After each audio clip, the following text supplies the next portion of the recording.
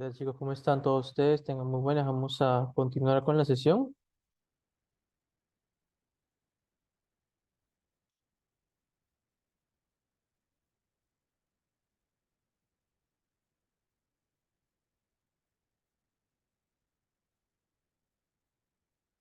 Bueno, ya habíamos nosotros revisado las principales alteraciones de la bulimia, ¿no?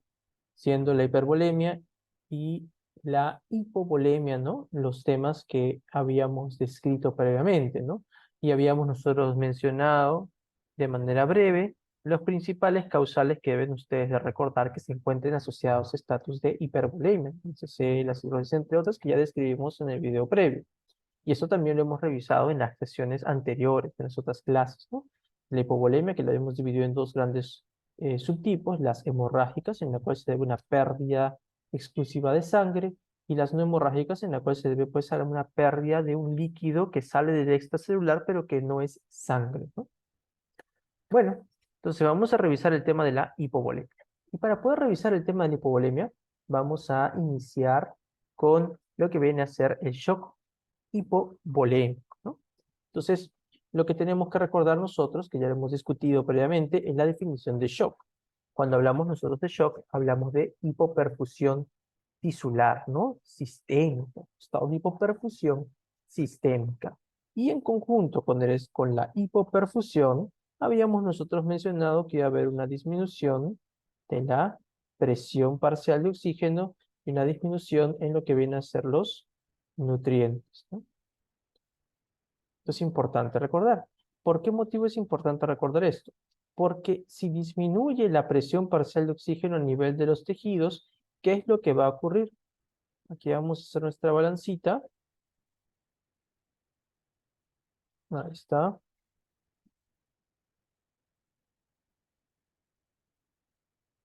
Está nuestra balanza. O sea, está bien fea, pero no importa.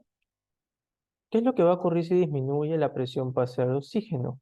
El metabolismo aerobio va a disminuir en comparación al metabolismo anaerobio, ¿no? Recordemos nosotros que el metabolismo anaerobio pues trabaja sin oxígeno, a diferencia del metabolismo aerobio, que es el que más frecuentemente se usa en una célula que no pues tiene una disminución de su presión parcial de oxígeno y trabaja con oxígeno, trabaja con el organelo de la mitocondria, con la cadena de transporte de electrones y con la ATP sintasa para producir gran cantidad de ATP, ¿no? Utilizando el metabolismo aerobio, ¿no? Se usa oxígeno. Pero como hay una disminución de lo que viene a ser la presión parcial de oxígeno, lo que va a ocurrir es que a nivel de dichas células que se encuentran en hipoperfusión va a comenzar a aumentar la actividad del metabolismo anaerobio. ¿Y qué es lo que va a pasar? Pues va a disminuir lo que viene a ser la disponibilidad de ATP, ¿no? Que ya como habíamos visto previamente en otras clases, en bioquímica, en fisio, aquí también el ATP es la moneda universal, ¿no? De energía celular, ¿no? Entonces disminuye pues la capacidad que tiene la célula para poder pues generar un trabajo, ¿no? Porque disminuye el ATP. Y esto va a terminar afectando su homeostasis, porque para poder mantener el equilibrio de las características intracelulares, pues se requiere energía, ¿no? Entonces va a verse afectado. Esa es una cosa que se puede ver producto del metabolismo anaerobio. ¿Y qué otra cosa más también se puede visualizar? Que va a aumentar un metabolito importante que deben ustedes recordar, que viene a ser el ácido láctico, ¿no? Llamado el lactato. El ácido láctico y el lactato comienza a aumentar. Recuerden ustedes que este es un anión, ¿no? Es un anión, ¿no? Es un anión orgánico. Es un anión orgánico. Y va pues a terminar aumentando la concentración de hidrogeniones en sangre, ¿no? ¿Por qué motivo es importante esto? Porque antes de aumentar la concentración de hidrogeniones en sangre, va a terminar pues de aumentar la concentración de hidrogeniones en nuestra célula. Entonces aquí dibujamos a nuestra célula. Vamos a dibujar por cuestiones de dibujo al núcleo chiquitito y vamos a ver que esta por célula tiene su ATP disminuido, ¿no? Por el metabolismo anaerobio. Aparte de eso, la concentración de hidrogeniones dentro de la célula también ha aumentado por la producción de ácido láctico. Hay una mayor acidez celular. Esto va a llevar a daño. Y al disminuir el metabolismo aerobio, va a verse también comprometida la actividad mitocondrial. Y esto va a terminar llevando a una mayor producción de radicales libres, ¿no? Específicamente, ¿qué radicales libres? Los ROS, ¿no? Las especies reactivas de oxígeno. Todo esto de aquí, pues, va a terminar llevando a injuria celular, pues, ¿no? Que puede, pues, terminar siendo un causal para la muerte celular, ¿no? Mediado por el estado de hipoperfusión, ¿no? Que le lleva a la necrosis, ¿no? Una necrosis isquémica, ¿no? Que pues termine dependiendo del tipo de tejido, pero más frecuentemente llevando a una necrosis de tipo coagulativa, ¿no? Más frecuentemente, ya. Entonces, estas son pues manifestaciones que van a presentar los tejidos producto de lo que viene a ser el shock, que es la hipoperfusión.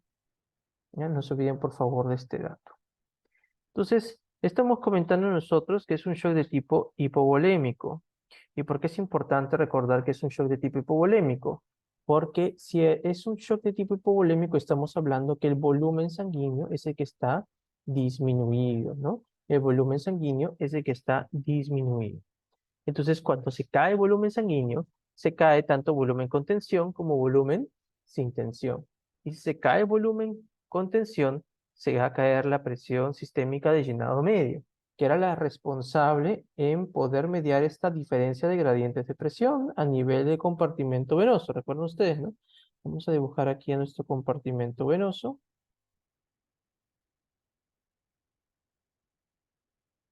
Aquí vamos a dibujar a uno de nuestros órganos. Digamos aquí está el riñón. Y aquí está nuestro corazón.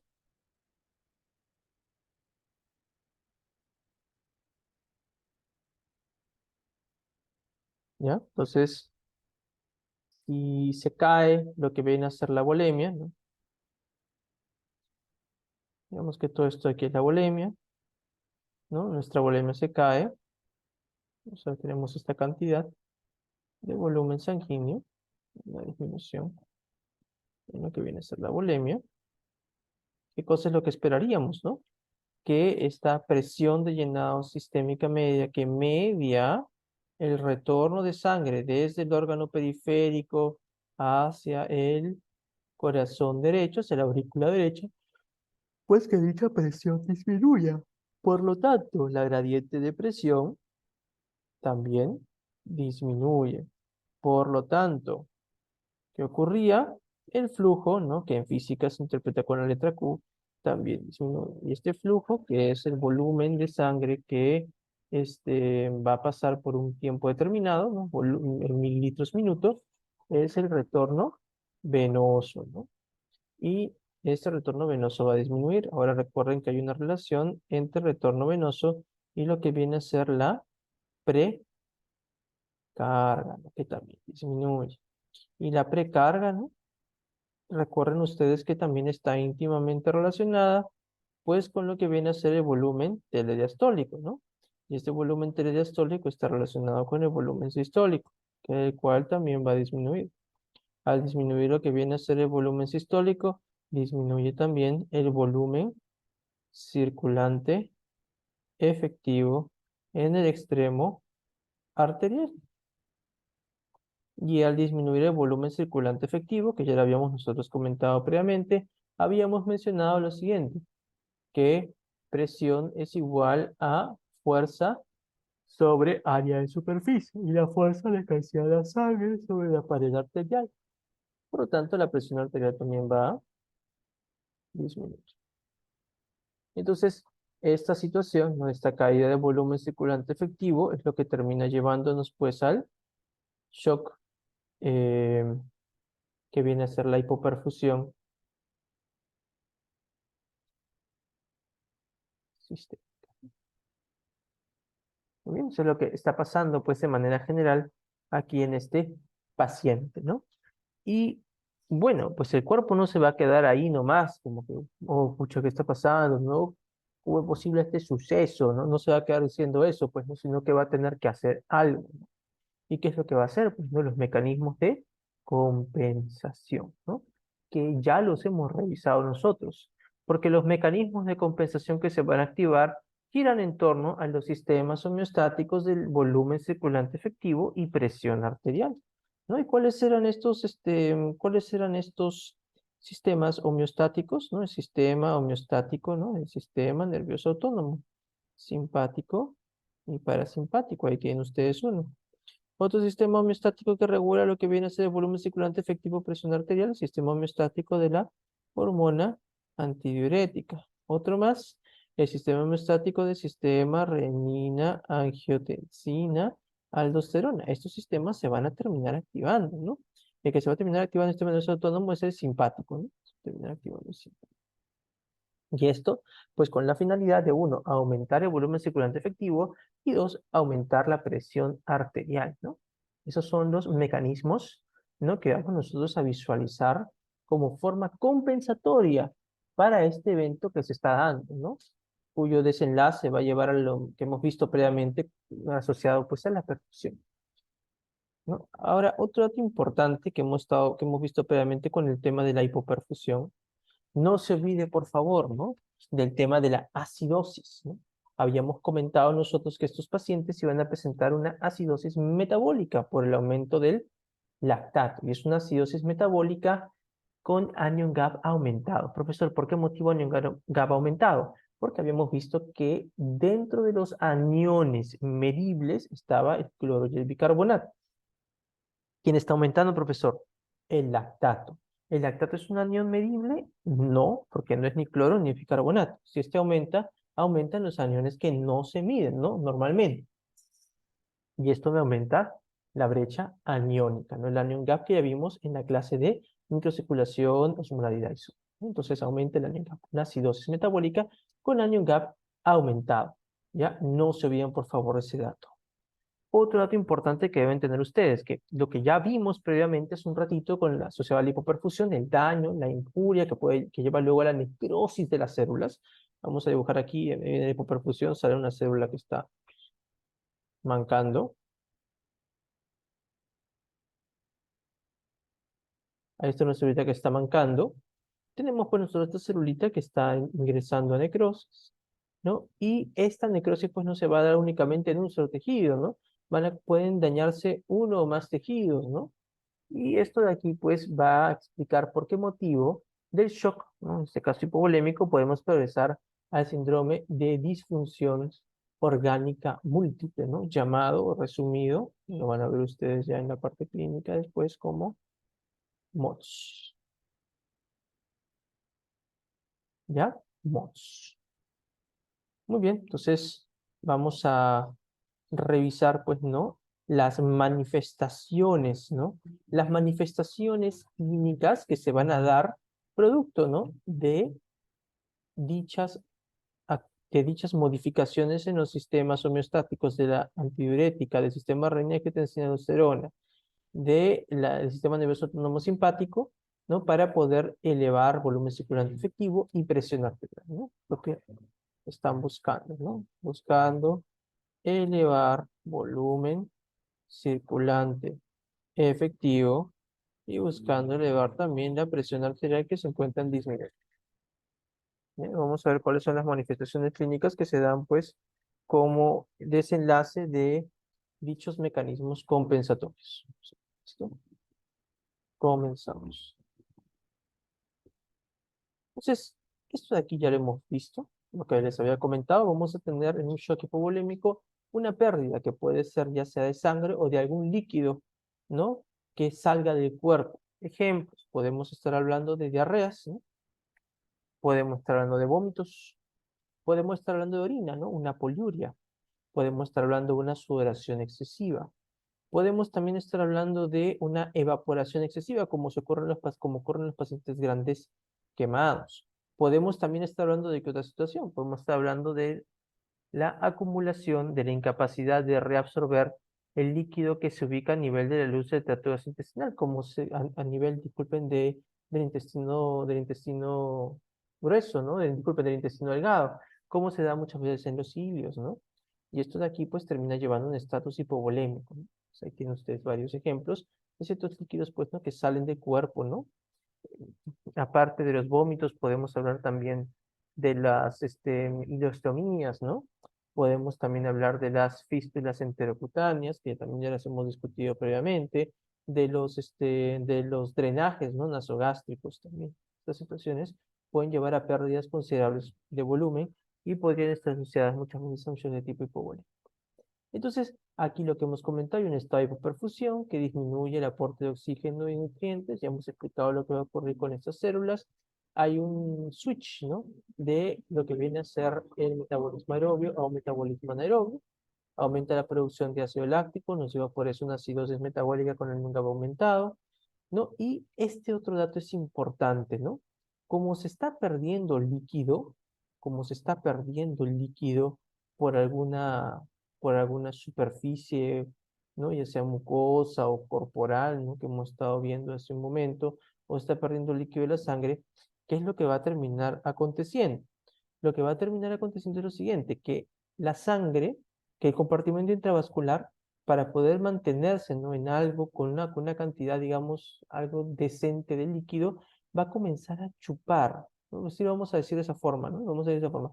Va a comenzar a chupar líquido de los tejidos, ¿no? Del intersticio de los tejidos, ¿no? Y al momento de reabsorber un exceso de líquido del intersticio de los tejidos, pues lleva a estos tejidos a un estado de deshidratación. Es por ese motivo que en un shock hipovolémico vamos a tener manifestaciones clínicas de deshidratación tisular, ¿no? Porque el líquido se está movilizando del intersticio de los tejidos hacia el intravascular, ¿no? Y estas van a ser manifestaciones tisulares de deshidratación. Ahora, esta deshidratación va a afectar el funcionamiento celular, ¿no? Siendo otro causal más eh, de noxa, de daño hacia las células de dicho tejido, ¿no? O sea, ya no simplemente pues que tiene un metabolismo anaerobio con poca producción de ATP y una mayor cantidad de hidrogeniones ahí dando vueltas y una mayor cantidad de radicales libres, sino que ahora se está agregando que hay una alteración en el volumen, ¿no? En la cantidad de agua en dicho tejido que va a afectar también su funcionamiento, ¿no? Son esas cosas que se van agregando, ¿no? Que pues terminan llevando al MOTS. Muy bien. Entonces, tenemos ahora que recordar la definición de deshidratación, porque estamos viendo que en este shock hipovolémico pues se va a presentar, se va a manifestar esta deshidratación, que ya vamos a ver sus manifestaciones clínicas. Y deshidratación viene a ser una disminución del agua corporal total que afecta el funcionamiento de las células, ¿no? De los tejidos, ¿no? De los órganos. En esta situación, pues, ya hay una disminución importante de agua que va a comenzar a afectar el correcto funcionamiento de las células. Eso viene a ser deshidratación.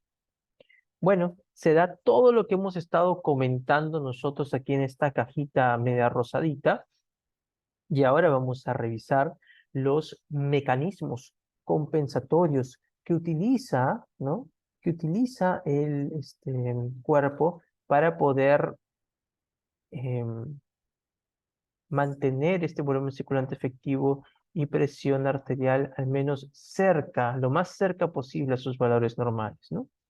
Comenzamos primero con lo que viene a ser el sistema nervioso autónomo simpático. El sistema nervioso autónomo simpático ya lo habíamos discutido previamente en la primera semana.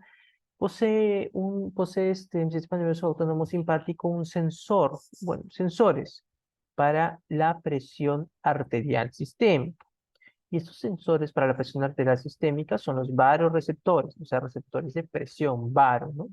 Y esos varoreceptores se encuentran ubicados en dos regiones. Uno, en el seno carotidio y dos, a nivel del callado de la aorta.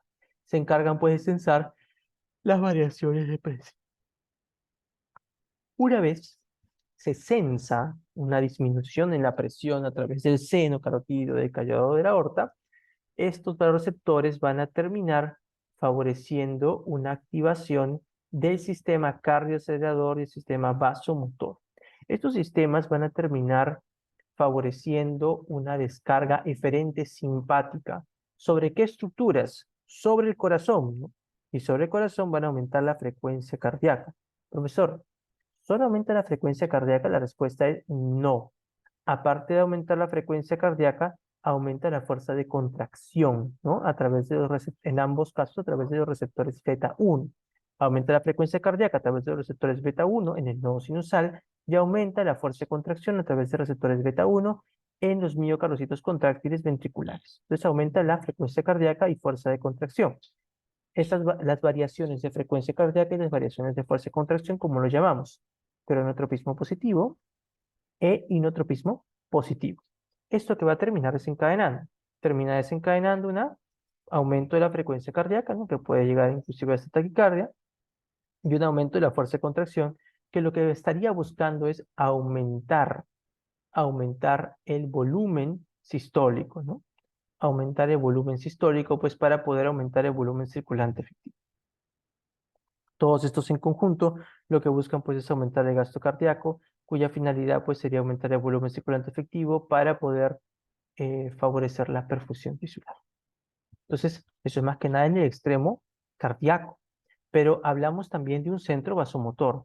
Este centro vasomotor va a terminar generando una descarga eferente simpática sobre lo que viene a ser el árbol arterial. Principalmente, ¿qué vasos del árbol arterial? Las arteriolas.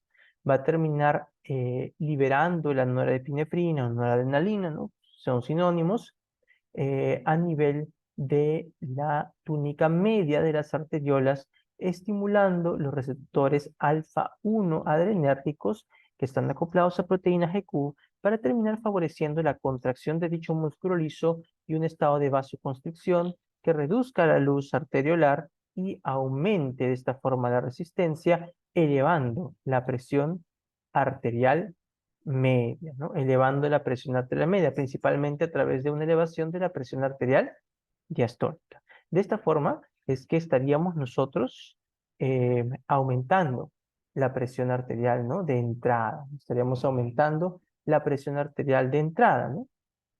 Que viene a ser la presión arterial media, ¿no? Que es la que supuestamente hemos visto en la ley de Ohm, que es la presión arterial de entrada.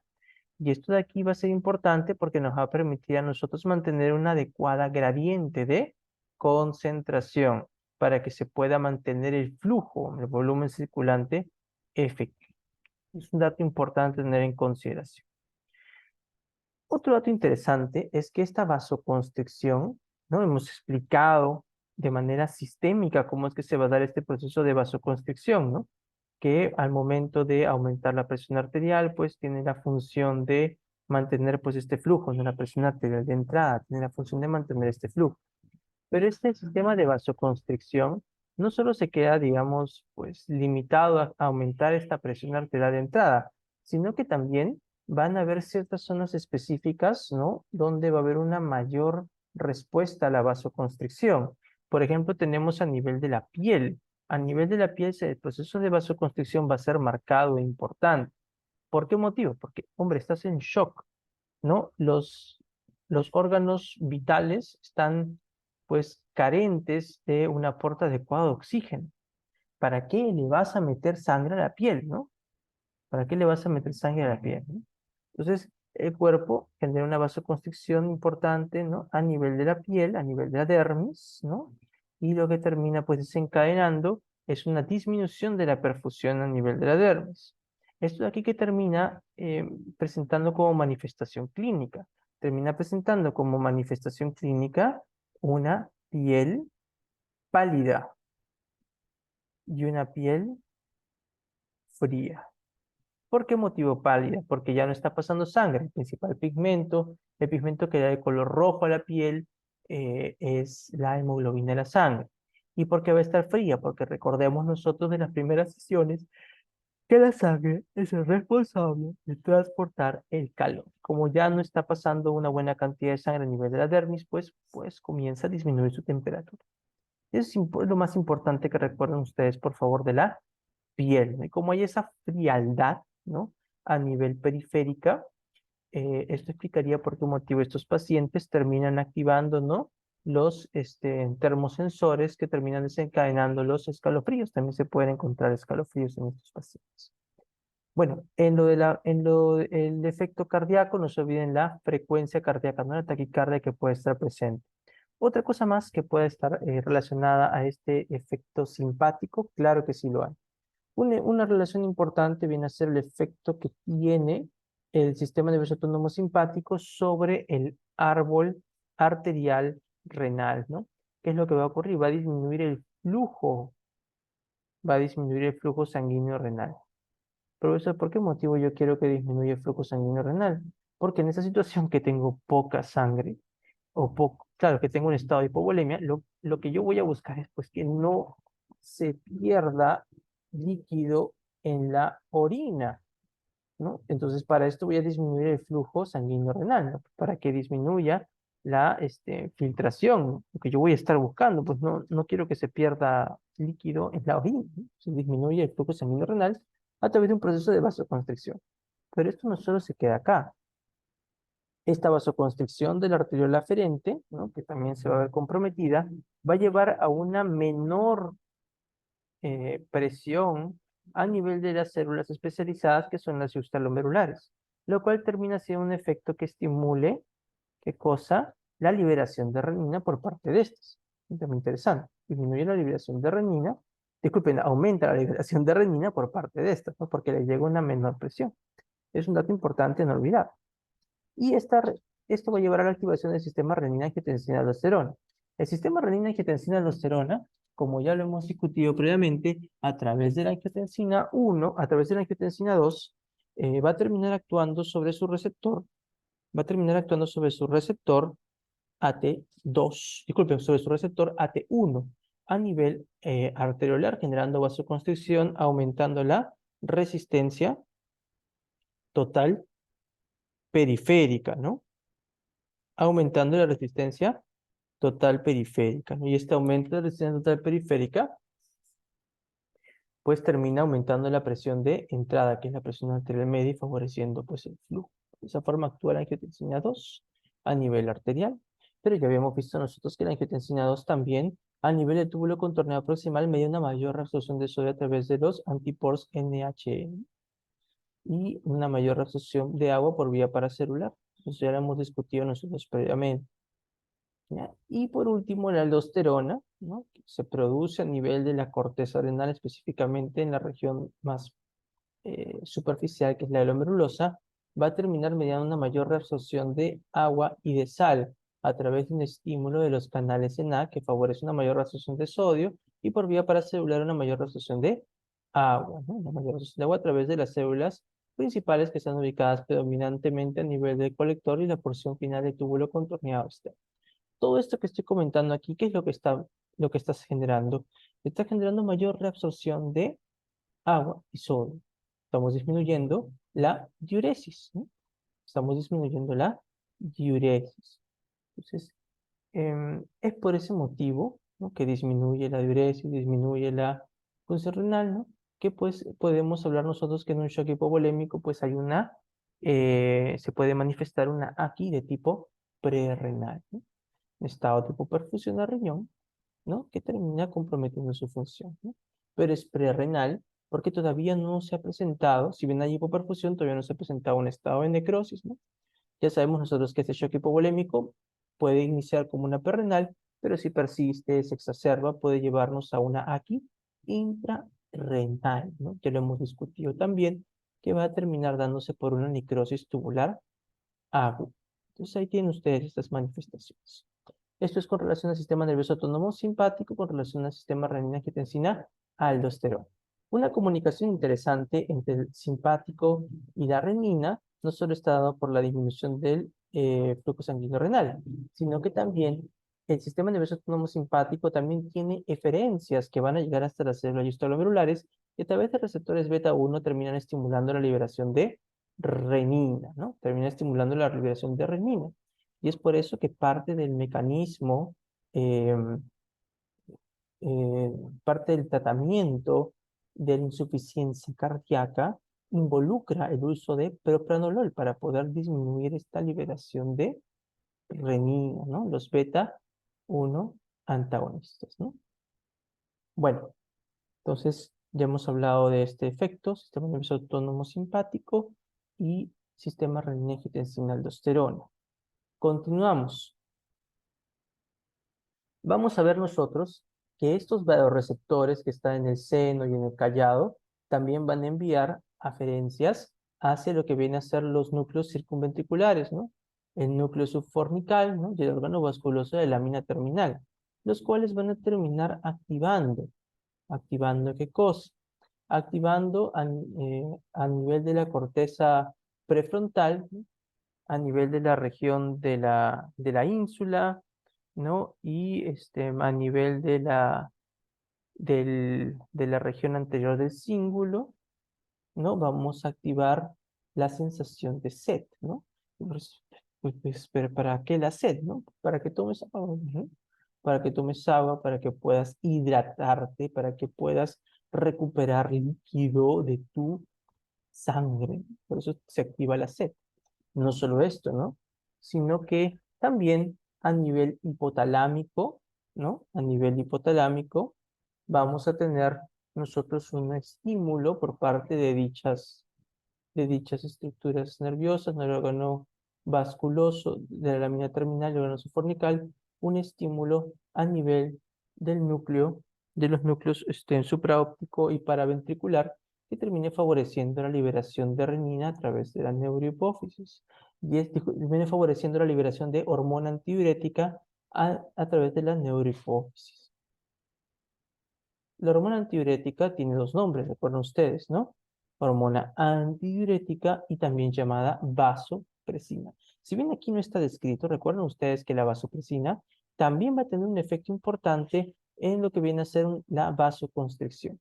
La hormona antidiurética o vasopresina se encuentra, va a acoplarse, va a unirse a su receptor de las fibras de músculo liso de las arteriolas, que está acoplado a una proteína GQ, igual que el receptor AT1 de la angiotensina 2, y va a elevar pues la resistencia nota periférica, elevando la presión arterial media, ¿no? Importante. Seguimos. Aparte de aumentar la resistencia periférica y presión arterial, la hormona antidiurética también va a llegar a su receptor V2 a nivel renal, a nivel de las mismas células que reciben el estímulo por parte de la aldosterona, que son las células principales del túbulo colector y de la porción final del túbulo contorneado distal. Esto va a mediar una mayor absorción de agua libre.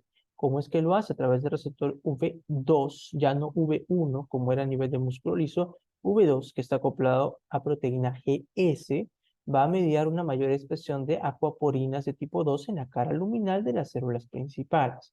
Esto media una mayor reabsorción de agua libre, disminuyendo la diuresis y favoreciendo pues una mayor retención de líquido en un estado de hipovolemia. ¿Ya? Es un tema importante, ¿no? Es un tema importante a poder recordar. Esos son tres sistemas homeostáticos que se encargan regular, de poder regular el volumen circulante efectivo y la presión arterial. Por favor, no se olviden de estos datos. Otra situación interesante que también deben ustedes de recordar como mecanismo compensatorio es lo siguiente, que el paciente va a estar expuesto a una acidosis metabólica. Esta acidosis metabólica con el nivel aumentado va a ser sensada, ¿no? Por los mismos quimiorreceptores, ¿no? Va a ser sensada por los quimiorreceptores. Tenemos quimiorreceptores periféricos que no están ubicados en el mismo lugar del vasoreceptor. El vasoreceptor es el seno carotidio.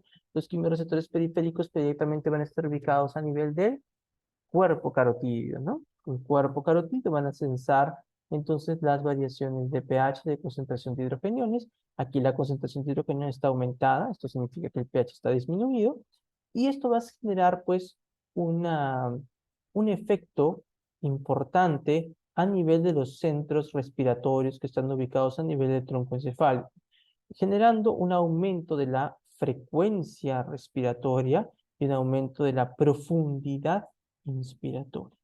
Cuando aumenta la frecuencia respiratoria, ¿cómo le llamamos? Taquipnia.